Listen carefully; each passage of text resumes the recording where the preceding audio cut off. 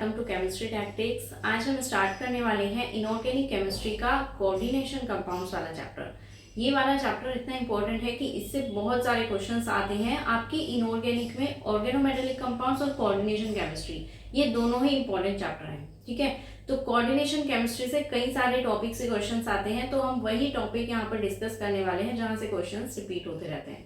तो आज हम सबसे पहले स्टार्ट करने वाले हैं crystal field theory. Crystal field theory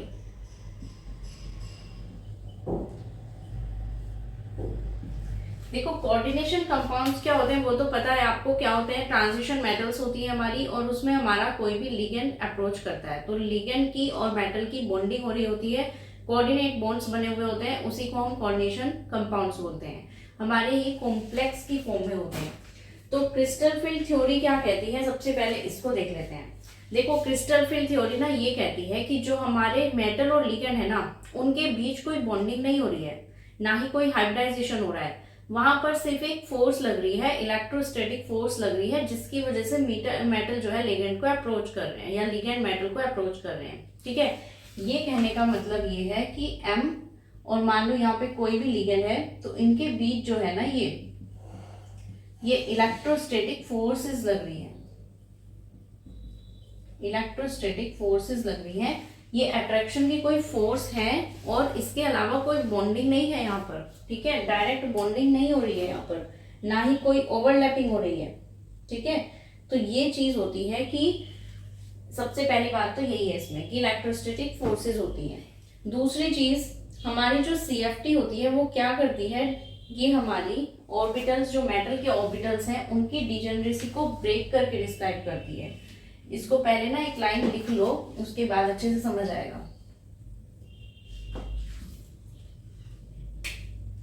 CFT describe, CFT short में लिख रही हूँ, crystal field theory. CFT describes the breaking of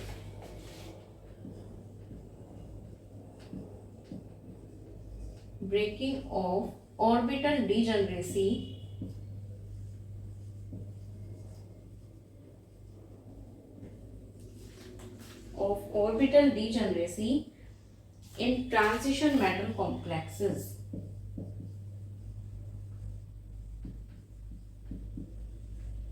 In transition metal complexes due to the presence of ligand.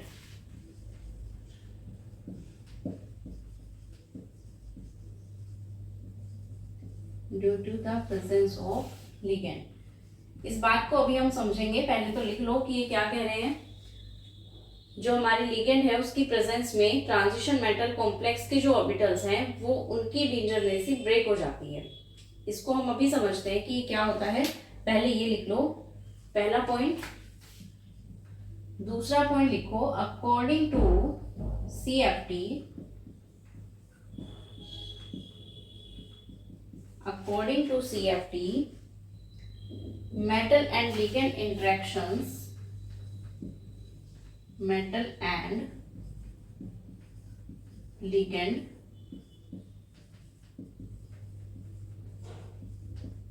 interactions are only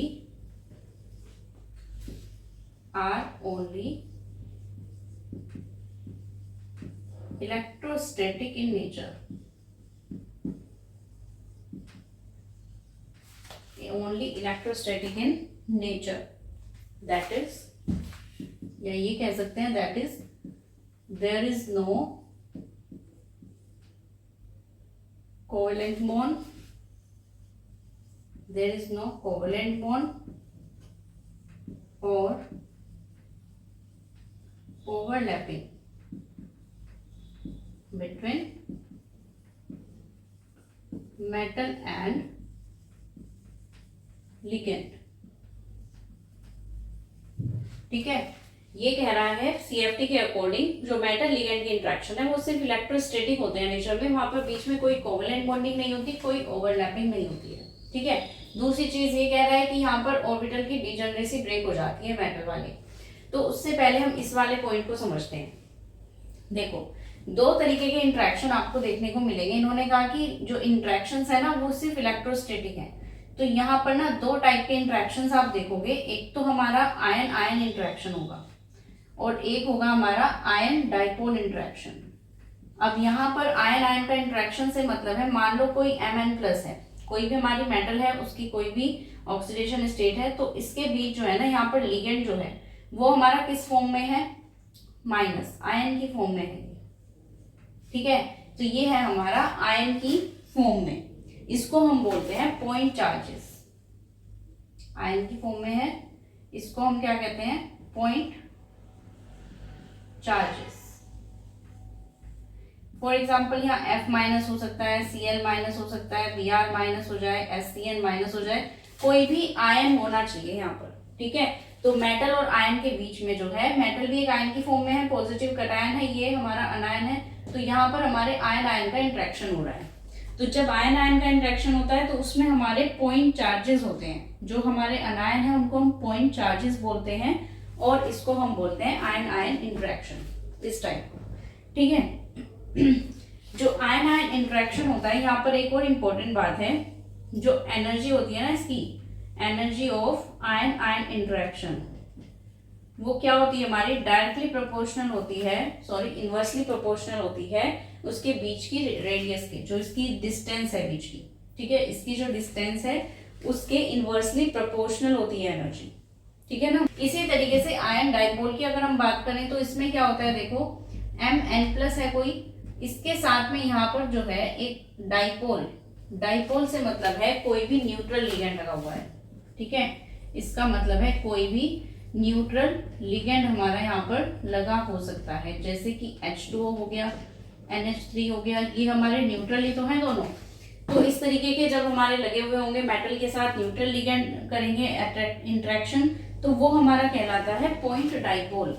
तो इस चीज को हम बोलते हैं क्या, पॉइंट डाइपोल। अभी देखा था हमने पॉइंट चार्ज, पॉइंट चार्ज होगा तो चार्ज का मतलब अनायन है कटायन से होता है, तो यहाँ अनायन हो गया। डाइपोल है पॉइंट डाइपोल, तो मतलब न्यूट्रल लिगेंड होगा। इसके लिए जो हमारा आयन आयन इंटरेक्शन होता है वो इनवर्सली प्रोपोर्शनल होता है 1/r²। तो energy of ion ion dipole is inversely proportional to square of radius या square of distance between metal and ligand. ठीक है, ये चीज हुई। तो अकॉर्डिंग टू CFT हमें ये पता चल रहा है कि मेटल लिगेंड का इंटरेक्शन जो है इलेक्ट्रोस्टैटिक है नेचर में, हमारी कोई ओवरलैपिंग, कोई कोवलेंट बॉन्डिंग नहीं हो रही है। इंटरेक्शन दो तरह का हो सकता है, आयन आयन इंटरेक्शन हो या आयन डाइपोल का इंटरेक्शन हो। मतलब लिगेंड हमारा कोई अनायन भी हो सकता है या लिगेंड कोई हमारा न्यूट्रल लिगेंड भी हो सकता है। ठीक है, ये हमने चीज पूरी इसके लिए देख ली। अब हम बात करते हैं अपने फर्स्ट वाले पॉइंट की। इतना नोट कर लो ये, उसके बाद देखो ये फर्स्ट पॉइंट क्या कह रहा है, और यही इंपॉर्टेंट पॉइंट है, यही हम देखते हैं। स्प्लिटिंग की बात आ रही है इसमें, जो ऑर्बिटल का इंटरेक्शन है। सबसे पहले हम ऑक्टाहेड्रल की बात कर लेते हैं।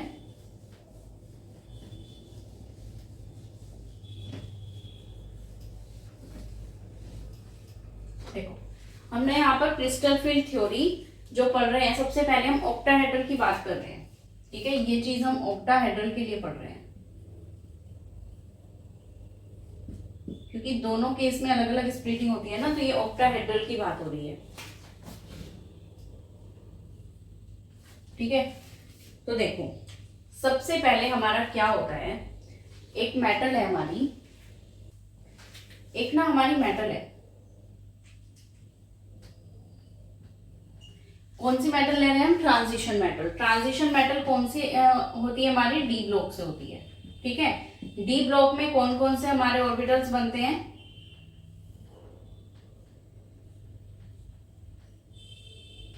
इसमें जो हमारे ऑर्बिटल्स होते हैं, एक तो होता है DXY, एक होता है DYZ, DXZ, DX² - Y² and DZ²। ये 5 ऑर्बिटल्स हमारे होते हैं। ठीक है ना, ये बात तो क्लियर है कि 5 ऑर्बिटल्स होते हैं हमारे टोटल D में।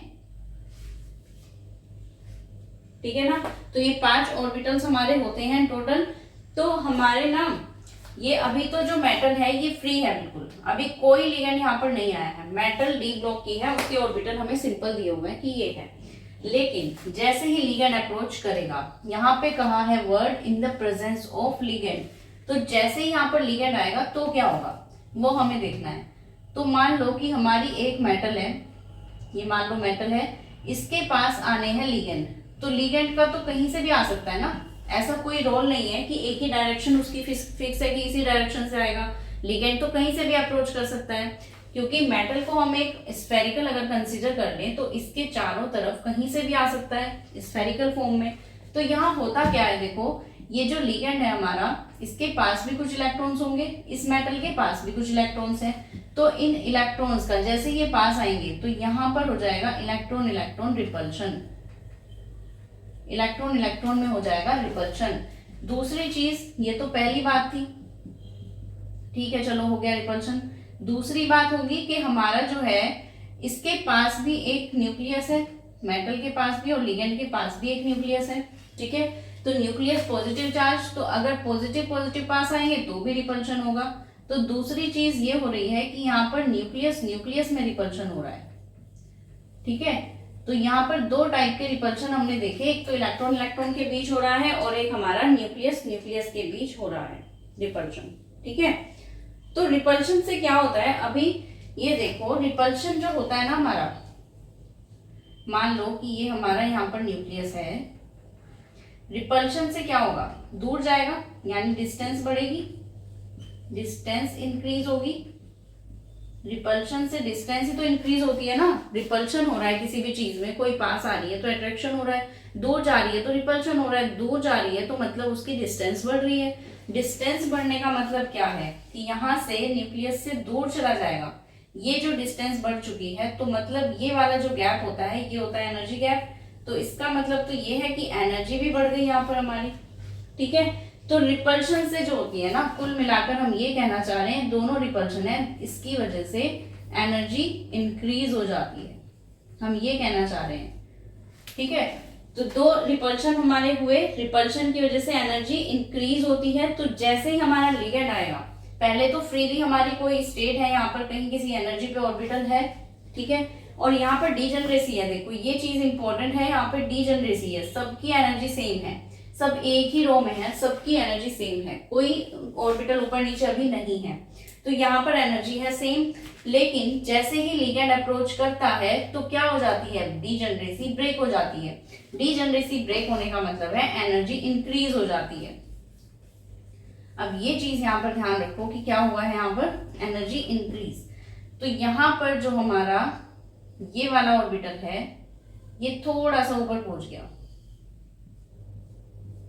अभी जो ये नीचे था अभी हमारा क्या हुआ, ये थोड़ा सा ऊपर पहुंच गया, कैसे, क्या करने से, रिपल्शन की वजह से। जैसे ही लिगेंड आया है, लिगेंड अप्रोच होने की वजह से ये ऑर्बिटल थोड़ा सा, पहले इस वाली लाइन में चल रहा था एनर्जी में, अब ये थोड़ी सी एनर्जी इंक्रीज हो गई इसकी, ठीक है।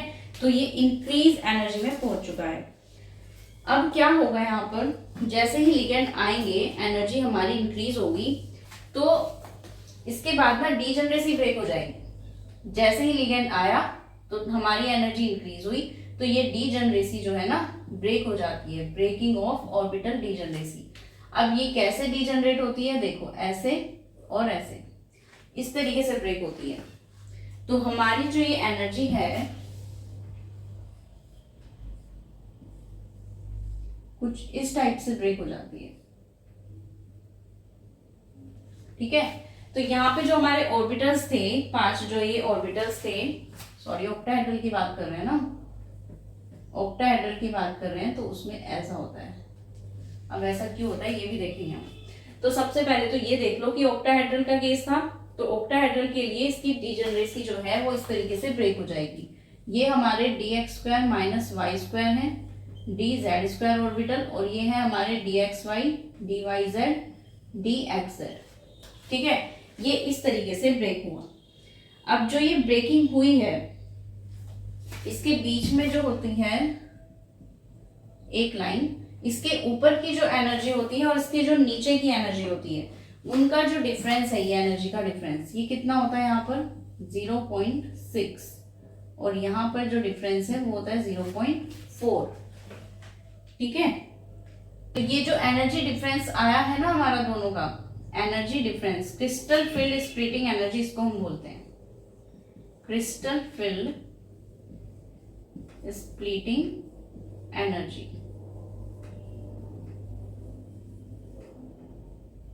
क्रिस्टल फील्ड स्प्लिटिंग एनर्जी क्या होती है ये? यहाँ पे जो हमारा देखो, ये जो 3 हमारे ऑर्बिटल्स आए हैं ना, इनको तो हम बोलते हैं T2G, और जो ये 2 आते हैं इनको हम बोलते हैं EG।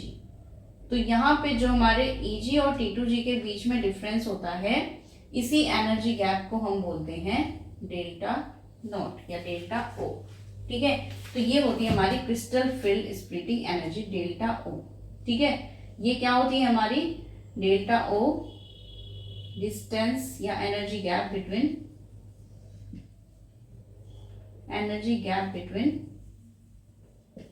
T2G and EG level. ठीक है, तो यहां पर हुआ क्या, सबसे पहले तो मेटल फ्री थी हमारी, कोई लिगेंड नहीं आ रहा था। फिर हमारा लिगेंड आया है यहाँ पर इन प्रेजेंस ऑफ लिगेंड, थोड़ी सी इंक्रीज हो गई है इसकी एनर्जी क्योंकि रिपल्शन हो गया था वहां पर। ठीक है, तो यहाँ पर ये चीज हो गई इन प्रेजेंस ऑफ लिगेंड। फिर उसके बाद इसकी स्प्लिटिंग हो गई है, ऑर्बिटल की जो डीजनरेसी, पहले एक सेम एनर्जी के लेवल में थे, अब एनर्जी कुछ की कम और कुछ की ज्यादा हो गई है। तो एक जो कम हो गई है T2G की और ज्यादा हो गई है EG की। अब ये चीज कैसे हुई कि हमारा EG ज्यादा होगा T2G कम होगा? ऐसा भी तो हो सकता है T2G ज्यादा हो जाए। तो ये एनर्जी का गैप, ये कैसे पता चला हमें कि ये एनर्जी कैसे कैसे होती है? तो ये चीज ध्यान रखो। अब देखो, जो हमारा ऑर्बिटल होता है,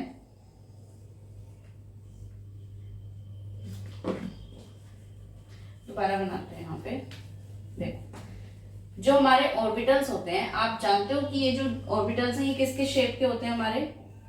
जो हमारे ये होते हैं बीच में बिटवीन द एक्सिस, ये कौन से वाले होते हैं? जो हमारे dxy, dyz या dxz होते हैं। ये जो होते हैं हमारे तीनों, ये तो बिटवीन द एक्सिस होते हैं। और जो हमारे होते हैं ऑन द एक्सिस, ये कौन से होते हैं हमारे? dz² या dx² माइनस y² वाले होते हैं। ठीक है, तो अब लिगेंड कहाँ जल्दी से अप्रोच करेगा? लिगेंड को कहाँ आना पड़ेगा? एक्सिस पे आएगा या बिटवीन द एक्सिस आना इजी है उसके लिए? कोई भी लिगेंड अगर आ रहा है तो वो डायरेक्टली एक्सिस पे पहले आएगा ना, बीच में जाने से पहले। अब बीच में जाने से पहले तो उसको यहीं पर ही मिल गई है, तो अगर उसको यहीं पर ही मिल जाता है लिगेंड को, मेटल का ऑर्बिटल, तो फिर वो यहीं पर अटैक कर देगा सबसे पहले तो। ठीक है, तो लिगेंड सबसे पहले किसको अप्रोच कर रहा है? मेटल के इस वाले ऑर्बिटल को जो एक्सिस पे है। और एक्सिस पे कौन से होते हैं? ये वाले। तो ये जितनी जल्दी एक्सिस पे आएगा उतना ही रिपल्शन होगा, उतनी जल्दी रिपल्शन फास्ट होगा। इस प्रोसेस में रिपल्शन फास्ट होगा तो उसकी एनर्जी इंक्रीज होगी। यही तो एनर्जी यहाँ पर इंक्रीज की गई है। ठीक है, एनर्जी बढ़ने का मतलब क्या है? dx² माइनस y² और dz² की एनर्जी ज्यादा क्यों हो जाती है? इसका रीजन है कि यहाँ पर ऑन द एक्सिस होते हैं ये हमारे ऑर्बिटल्स, और इनकी एक्सिस पे ऑर्बिटल होने की वजह से जल्दी से लिगेंड अप्रोच करता है। जितना जल्दी आएगा उतना ही जल्दी रिपल्शन हो जाएगा, उतनी ही एनर्जी उसकी इंक्रीज होती जाएगी। ठीक है, ये चीज है आपकी इस वाले की पूरी एक्सप्लेनेशन। तो यहाँ पर dxy, dyz, dxz की एनर्जी कम हो गई, क्यों? क्योंकि ये बिटवीन द एक्सिस थे हमारे। ठीक है, तो ये चीज तो अभी तक क्लियर हुई है आपकी कि ये कैसे होता है। तो ये हमारे जो होते हैं इस तरीके से होते हैं। यहाँ पे माइनस रह गया था, माइनस लगा लेना, -0.4। ठीक है, -0.4 इसकी एनर्जी होती है, ऊपर वाले की 0.6। तो इनमें क्या होता है, कैसे हम सॉल्व करते हैं? अगर पूरी क्रिस्टल फील्ड स्प्लिटिंग एनर्जी हमें फाइंड आउट करनी हो तो हम क्या करते हैं? देखो, हमें ये जो दिया होता है ना यहाँ पे ऑर्बिटल, इन ऑर्बिटल्स में इलेक्ट्रॉन्स भी होंगे। मान लो इसमें कुछ इलेक्ट्रॉन्स जो हैं वो इस टाइप से इलेक्ट्रॉन्स फिल हैं। ठीक है, तो कितने इलेक्ट्रॉन्स है? टोटल 3 हैं। तो 3 इंटू -0.4 करना पड़ेगा, प्लस इसमें तो 0 है तो इसको तो 0 से मल्टीप्लाई करना पड़ेगा, तो ये 0 तो 0 ही हो जाएगा पूरा। ये आ जाएगा हमारा 1.2 माइनस का। तो ये इसकी क्रिस्टल फील्ड स्प्लिटिंग एनर्जी आई है इतनी। ठीक है ना, ये हमारे इसकी डेल्टा नोट की वैल्यू जो हमारी इस क्रिस्टल फील्ड स्प्लिटिंग एनर्जी को वो करते हैं, क्रिस्टल फील्ड स्प्लिटिंग एनर्जी की जो हमारी वैल्यू होती है उसको चेंज करते हैं, तो कौन कौन से फैक्टर हैं जो उसकी वैल्यू को चेंज करते हैं, कम या ज्यादा किसकी वजह से होती है, वो अब हम देखने वाले हैं। देखो अब एक ना इम्पोर्टेंट सी बात और बता दूं आपको, कंफ्यूजन होता है हमें बहुत। यहाँ पे जो हमारे नीचे वाली बेरी सेंटर होता है हमारा एक बीच का सेंटर, इसके इधर वाली जो एनर्जी थी वो -0.4 होती है, यहाँ पे 0.6 होती है, ठीक है। लेकिन हमें ये नहीं पता होता कि ये वाली एनर्जी जो है हमारी, ये कौन सी 0.4 है कौन सी 0.6, कभी कभी ना हमें याद नहीं रहता। यहाँ पर तो याद है कि ऑक्टाहेड्रल है इसलिए याद हो गया, लेकिन आगे टेट्राहेड्रल पढ़ोगे उसमें अपोजिट होता है, तो हमें याद नहीं रहती कि किसकी एनर्जी क्या होती है। तो मैं ना आपको यहाँ पे एक ट्रिक बता दूं कैसे होता है यार। ये हमारा जो है 3 ऑर्बिटल्स हैं, 3 डिवाइड बाय टोटल कितने हैं 5, तो कितना आ गया 0.6। तो जब हम इसकी बात कर रहे होते हैं ना, तो इस वाले की जो वैल्यू आती है ना 3/5 करके, वो ऊपर वाले की होती है, अपोजिट वाले की एनर्जी होती है इतनी। और अगर हम इस वाले की बात करें तो 2 डिवाइड बाय टोटल 5 होते हैं, तो ये 0.4 आता है, तो ये हमारे नीचे वाले की होती है, ठीक है। और नीचे वाले में माइनस आता ही है, ठीक है। तो ये इस तरीके से आप लर्न कर सकते हो कि इसको डिवाइड कर दिया आपने, इस ऑर्बिटल को इस टोटल ऑर्बिटल से डिवाइड किया, तो जो आएगा ना वो उसकी एनर्जी नहीं होगी, उससे अपोजिट वाले की होगी, ठीक है।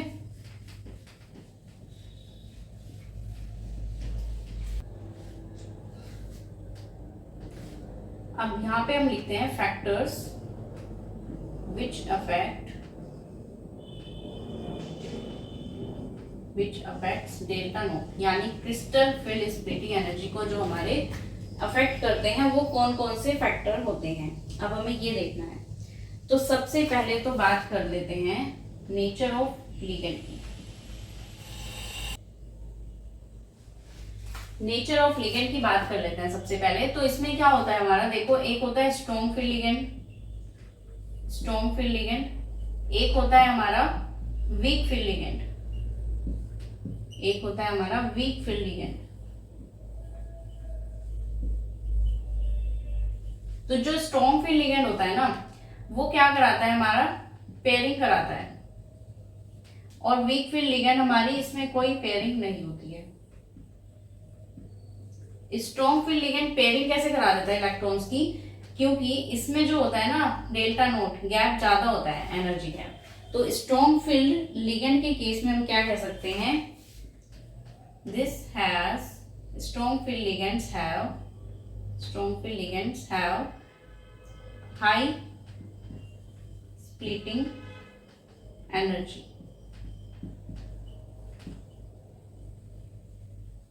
ठीक है। तो यहाँ पे जो हमारा ये था ना ऐसे, तो इसमें जो एनर्जी गैप होता है ना, ये वाला गैप, इसको ये मान लो यहाँ पे दिखा दो कि ये बहुत ज्यादा होता है। जबकि इस वाले केस में क्या होता है हमारा, अगर ये यहाँ पे है तो ये यहाँ पर होगा, तो इस वाले केस में फिर से गलत कर दिया, ये ऐसे होगा, नीचे 3 ऊपर 2। तो यहाँ पे हमारे इसमें जो गैप है ना, ये वाला डेल्टा नोट, ये बहुत ज्यादा है, ठीक है। इस वाले का गैप जो है वो कम है। तो यहाँ पर हमारा जो इलेक्ट्रॉन है ना, अगर हमें मान लो यहाँ पर 7 इलेक्ट्रॉन्स फिल कराने हैं, तो हम क्या करेंगे 1 2 3।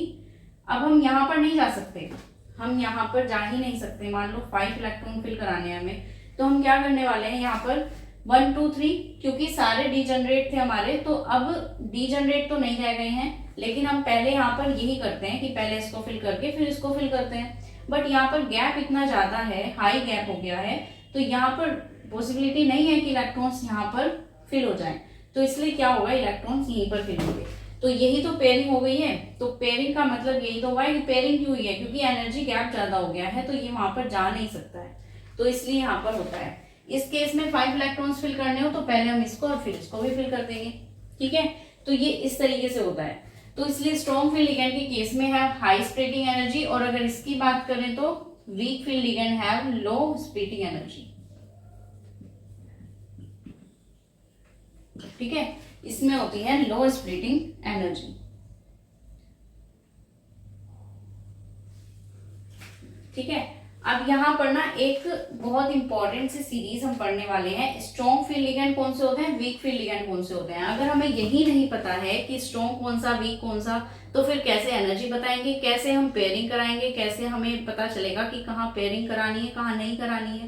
पेयरिंग नहीं पता है तो फिर ना डायमैग्नेटिक का पता चलेगा ना ही आपका पैरामैग्नेटिक का। तो बहुत सी चीजें तो इसी स्पेक्ट्रोकेमिकल सीरीज से सॉल्व हो जाएंगी। तो हम वही करने वाले हैं अब, स्पेक्ट्रोकेमिकल सीरीज।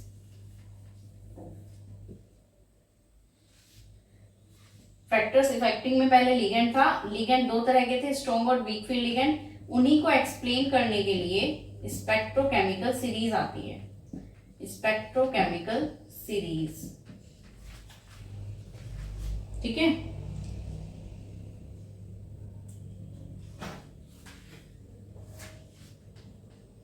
इसमें क्या होता है, जो हमारे लिगेंड्स होते हैं ना, ligands are arranged in increasing order of their splitting energy, delta naught. तो जिसकी स्प्लिटिंग एनर्जी जितनी होती है उसके अकॉर्डिंग जो होते हैं हमारे लिगेंड्स अरेंज रहते हैं इस वाले उसमें। ठीक है, ligands are arrange in increasing order of their delta naught value. तो यहाँ पे सबसे पहले कौन आता है, देखो यहाँ से हम स्टार्ट करेंगे I माइनस, फिर आता है Br माइनस, यहाँ पे ऐसे इंक्रीज होती चली जाएंगी ये सारी वैल्यूज ना, Br minus, S2 minus, SCl minus, Cl minus, N3 minus, F minus. पहले तो ये वाली लाइन हो गई, अभी और भी है आगे, उसको हम यहाँ लिख देते हैं यहाँ पे। F माइनस के बाद में कौन आता है हमारा, फिर आते हैं हमारे urea, OH minus, C2O4 2 minus, O2 minus and H2O। यहाँ तक लिखो। H2O के बाद आता है हमारा NCS minus, NCS minus, glycinato, NH3 या फिर pyridine हो, EN, SO3 2 minus,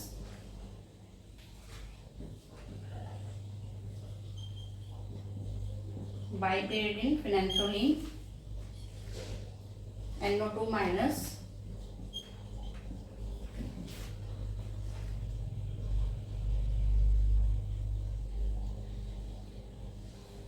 CH3 minus या C6H5 माइनस,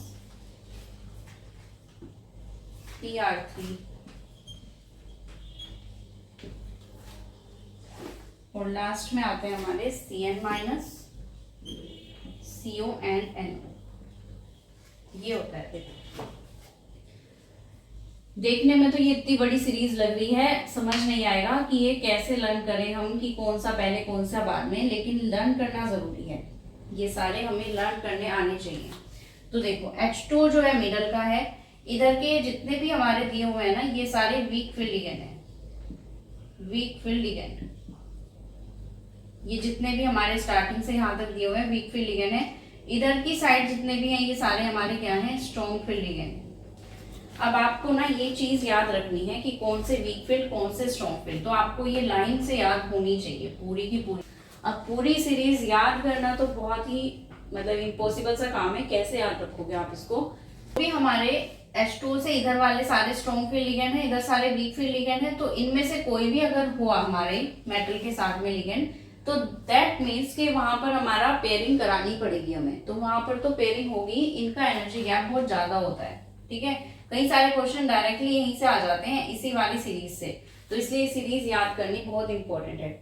तो इसमें ना कैसे याद रखोगे, देखो जो पहली बात है हमारी, इसमें जितने भी दिए हुए हैं हमारे सारे, ये आपको पूरी सीरीज याद हो जाएगी, लेकिन आगे जब हम पढ़ेंगे क्रिस्टल फील्ड के आगे नेक्स्ट आएगी लिगेंड फील्ड थ्योरी, जब हम दूसरी पढ़ेंगे ना थ्योरी, उससे आपको ये बेटर तरीके से याद हो जाएगी, फिर आपको पता चल जाएगा, पूरी याद करने की जरूरत भी नहीं पड़ेगी, उसी से आपको लर्न हो जाएगा कि कहाँ पर वीक फील्ड लिगेंड होता है, कौन सा हमारा स्ट्रॉन्ग फील्ड लिगेंड होता है। ठीक है, अगर आप इसको याद रख सकते हो तो याद कर लो, नहीं तो कोई जरूरत नहीं है, आपको अभी आगे पढ़ाई जाएगी लिगेंड फील्ड थ्योरी, उससे कर लेना, उससे आपको इजीली लर्न हो जाएगी।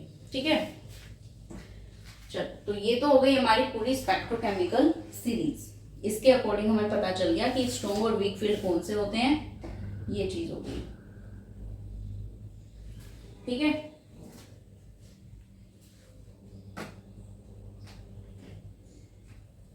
अब फैक्टर्स में ही हमारा नेक्स्ट फैक्टर है, देखो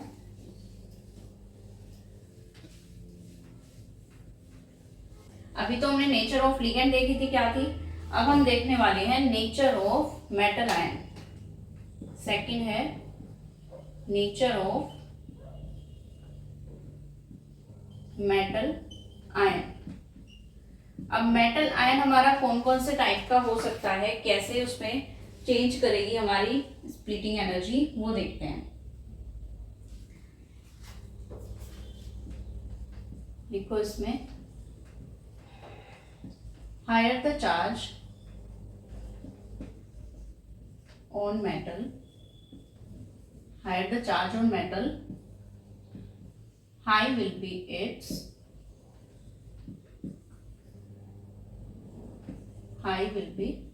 splitting energy। डेल्टा नोट की वैल्यू जो है ना उतनी ही ज्यादा होगी जितना चार्ज होगा मेटल पे। ठीक है ना, मेटल पे चार्ज ध्यान रखना जितना ज्यादा होगा।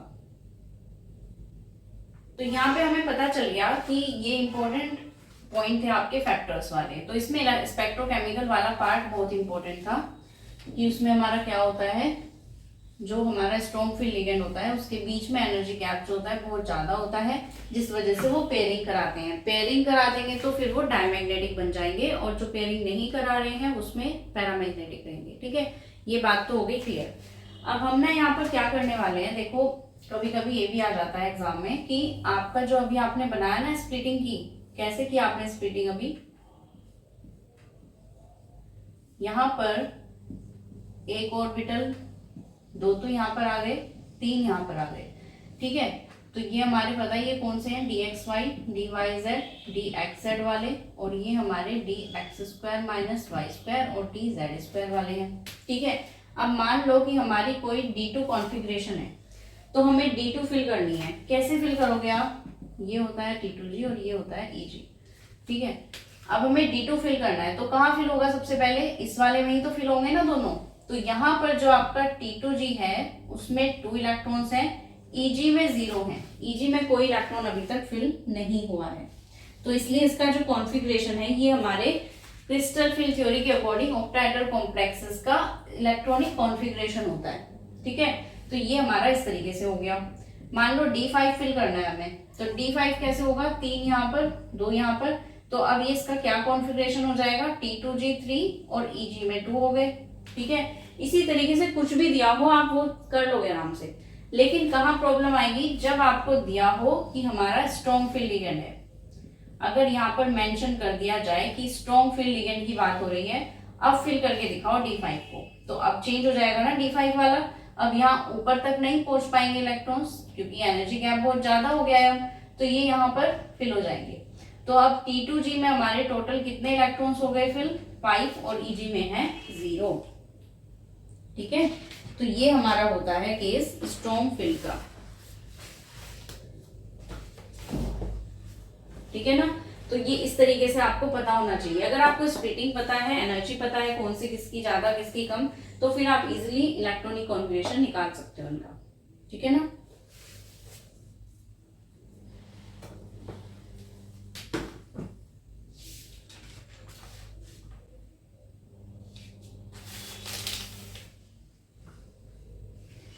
अब एक important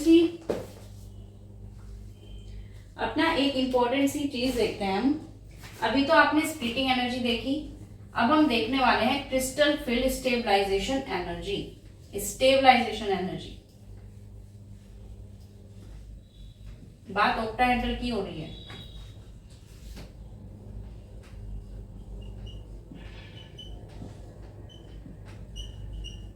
crystal field stabilisation energy. Crystal field stabilisation energy की अगर बात करें तो ये कौन सी एनर्जी होती है? देखो, जैसे ही लिगेंड आया था, लिगेंड आया, वहां से स्प्लिटिंग हुई। अब ऐसा होगा कि स्प्लिटिंग से एक तो आपको स्प्लिटिंग एनर्जी मिल गई कि बीच का गैप जो है वो स्प्लिटिंग एनर्जी हो गई। एक आ जाती है splitting crystal field stabilisation energy, क्योंकि जब हमारा स्प्लिटिंग होगी तो वहां से कुछ ना कुछ एनर्जी भी निकलेगी। जब ऑर्बिटल्स हमारे पहले डीजनरेट थे, सेम एनर्जी के थे, अब उसकी कुछ एनर्जी बढ़ गई, कुछ की कम हो गई। तो जैसे ही डीजनरेसी खत्म होगी, वहां पर हमारे कुछ क्या होगा, कुछ हीट, वहां पर एनर्जी निकलेगी। तो वो ही एनर्जी हमारी होती है क्रिस्टल फील्ड स्टेबलाइजेशन एनर्जी। तो इसको आप लिख सकते हो एनर्जी दैट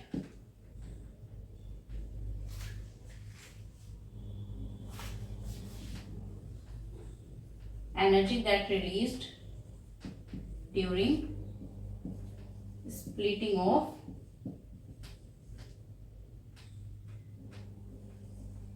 of orbitals। जो ऑर्बिटल्स की स्प्लिटिंग से हमारी एनर्जी रिलीज हुई है उसको बोलते हैं क्रिस्टल फील्ड स्टेबलाइजेशन एनर्जी। ठीक है, क्या होती है ये एनर्जी? इसको हम बोलते हैं CFSC शॉर्ट में। इससे क्वेश्चन बहुत आते हैं, CFSC crystal field stabilisation energy. हमारे दो ये वाले ऑर्बिटल्स थे, बार बार बनाना पड़ेगा ये ऑर्बिटल, T2G है, EG है। ठीक है, तो यहाँ पर कुछ इलेक्ट्रॉन्स होंगे, मान लो इसको x मान सकते हैं कि इसके अंदर x इलेक्ट्रॉन्स हैं, इसके अंदर y मान लो कि y इलेक्ट्रॉन्स हैं। ठीक है, इसमें x equal to x and y, जहां पर y and x number of electrons. ठीक है, नंबर ऑफ इलेक्ट्रॉन्स हमारे जितने प्रेजेंट होंगे। तो यहाँ पर हमारे इस वाले के लिए क्या होता है एनर्जी गैप? -0.4 और इसके लिए 0.6 होता है। तो पहले वाले के लिए 0.4 इंटू उसमें जितने इलेक्ट्रॉन्स हैं, मान लो x हैं, ठीक है, प्लस नेक्स्ट वाले 0.6, उसमें कितने इलेक्ट्रॉन्स हैं? y। ये वाली चीज तो हो गई इसकी डेल्टा नोट इसके साथ में। ठीक है, ये ऑक्टाहेड्रल के लिए हमारी आ गई क्रिस्टल फील्ड स्टेबलाइजेशन एनर्जी। लेकिन यहाँ पर ना एक चीज और ऐड होती है, प्लस m ही ले लो, चलो MP, ये होती है एक नई चीज ऐड। अब ये क्या चीज है यहाँ पर? देखो, यहाँ पर ये जो होती है ना पेयरिंग एनर्जी होती है, पेयरिंग एनर्जी की बात हो रही है। और m जो है यहाँ पर नंबर ऑफ पेयर्ड इलेक्ट्रॉन की बात हो रही है। जितने हमारे इलेक्ट्रॉन्स जो हैं, नंबर ऑफ पेयर्ड इलेक्ट्रॉन, जितने इलेक्ट्रॉन्स पेयर हो जाएंगे ना, उसकी एनर्जी को हम बोल रहे हैं। ठीक है ना, मान लो इस तरीके से पेयरिंग हो गई। ठीक है, तो ये दो पेयर हो गए ना, तो इसलिए इसकी एनर्जी m की जगह आ जाएगी वैल्यू 2, 2 की हो गई पेयरिंग। ठीक है ना, ये 5 इलेक्ट्रॉन ही फिल करने थे हमें, वैसे तो होते हैं यहाँ पे जाता हमारा वीक फील्ड के केस में, लेकिन वहां पर स्ट्रॉन्ग फील्ड आ गया, तो इसकी वजह से पेयरिंग हो गई। पेयरिंग कब होगी? जब हमारा स्ट्रॉन्ग फील्ड लिगेंड होगा, तो उसी केस में इस एनर्जी को लिखना है हमें। तो यहाँ पर हमारे 2 हो गई हमारी पेयर्ड इलेक्ट्रॉन्स, तो ये आ जाएगी m की वैल्यू 2। तो इस तरीके से निकलती है CFSC। ठीक है, अब इसको मान लेते हैं हमारे पास है D4, कोई D4 हमारा ट्रांजिशन मेटल है, D4 वाली। तो इसका हमारा जो कॉम्प्लेक्स है वो वीक फील्ड लिगेंड है। अब ये वीक फील्ड लिगेंड ले रहे हैं हम। वीक फील्ड लिगेंड को अच्छा हम क्या बोल सकते हैं, और हाई स्पिन भी आ सकता है लिखा हुआ। तो ये दोनों ही टर्म इंपॉर्टेंट है। जब वीक की बात कर रहे हैं तो हाई स्पिन होता है, और जब स्ट्रॉन्ग फील्ड की बात करेंगे तो लो स्पिन होगा। ठीक है, स्ट्रॉन्ग के लिए लो आएगा, वीक के लिए हाई आएगा, अपोजिट होता है। देखो वीक है ना, वीक है तो हाई स्पिन हो जाएगा। ठीक है, तो ये D4 अगर कॉन्फ़िगरेशन है तो क्या होगा? देखो D4 कैसे फिल होगा, 1 2 3 और 1 इसमें, तो यानी T2G में 3 इलेक्ट्रॉन्स फिल होंगे और EG में 1 इलेक्ट्रॉन फिल होगा।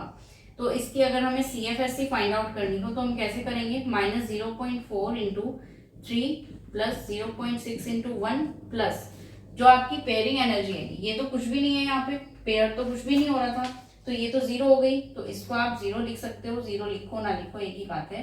तो हमारे पास तो ये आ गया आपका 1.2 प्लस 0.6, माइनस प्लस माइनस होता है तो माइनस कर दो, कितना आएगा 0.6 डेल्टा नॉट। ये आ गई इसकी CFSE। इस तरीके से हमें ये फाइंड आउट करनी होती है, ठीक है। अब यही चीज अगर हमें लो स्पिन में दी होती तो क्या करते हम, देखो यही चीज अगर हमें लो स्पिन में दे देते और यहाँ पर स्ट्रॉन्ग फील्ड लिगेंड देते तो हम क्या करते।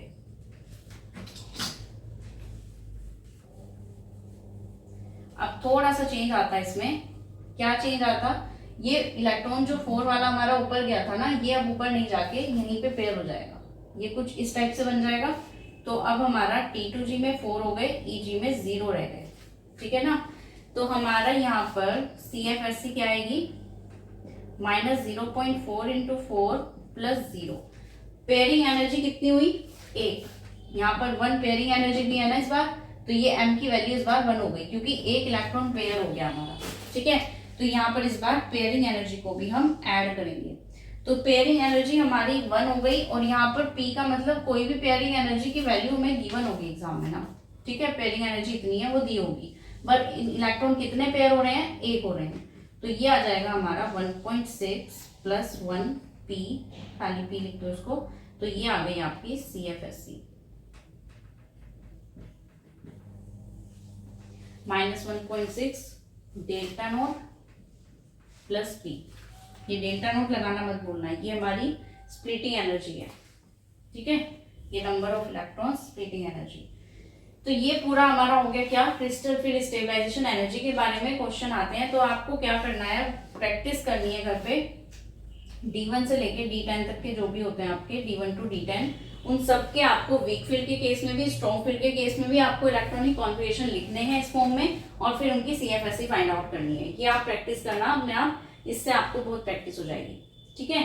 तो आज की क्लास में तो हमने ऑक्टाहेड्रल कॉम्प्लेक्स के बारे में देख लिया, कैसे उनकी स्प्लिटिंग होती है। यहाँ पर हम crystal field splitting crystal field theory पढ़ रहे हैं, तो ऑक्टाहेड्रल वाला पार्ट हो गया कंप्लीट। नेक्स्ट क्लास में हम कल पढ़ने वाले हैं टेट्राहेड्रल के बारे में, फिर ऐसे ही हम टेट्राहेड्रल की स्प्लिटिंग करेंगे, उसकी एनर्जी देखेंगे, वो जल्दी हो जाएगा क्योंकि काफी चीजें आप यहाँ पे पढ़ चुके हो, उसमें जस्ट अपोजिट होता है, बाकी कुछ भी नहीं है, ठीक है। तो कल करते हैं उसको। Thanks for watching and keep learning.